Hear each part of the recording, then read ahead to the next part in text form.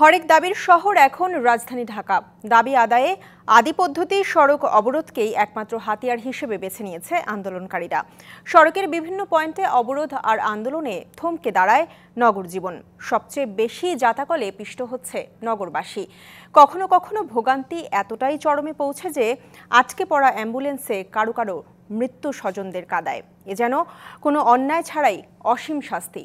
বৃহস্পতিবার দিনভর তিতুমির কলেজের শিক্ষার্থীদের আন্দোলন সেই দুর্ভোগ আর শাস্তি বাড়িয়েছে কয়েক গুণ। পুরো শহরেই ভোগ করেছে এই অসহনীয় দুর্ভোগ।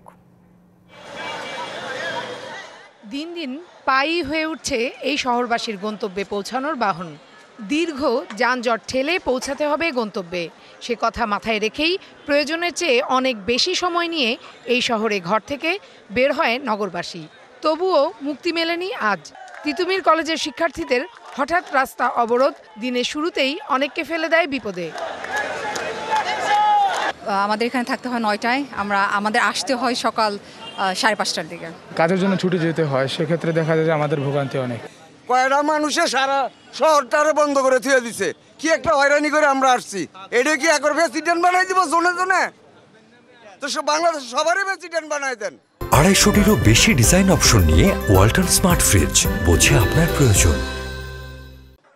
তিতুমির কলেজের শিক্ষার্থীরা সকালে রাস্তার উপর অবস্থান নেয়। বন্ধ হয়ে যায় মহাখালী হয়ে গুলশান যাওয়ার পুরো রাস্তা। বন্ধ হয়ে যায় গুলশান থেকে মহাখালী বিজয় সরণি বের হওয়ার রাস্তাও।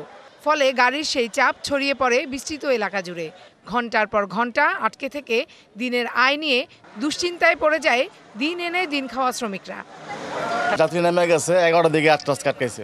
এখন এটাই টেনশন করতেছি যে জমা করতে দেবো। পিছও যেতে পারতাছি না, আগেও যেতে পারতাছি না, অনেক কষ্টের ভিতরে আছি। মহাজন তো জমা ছাড়বো না।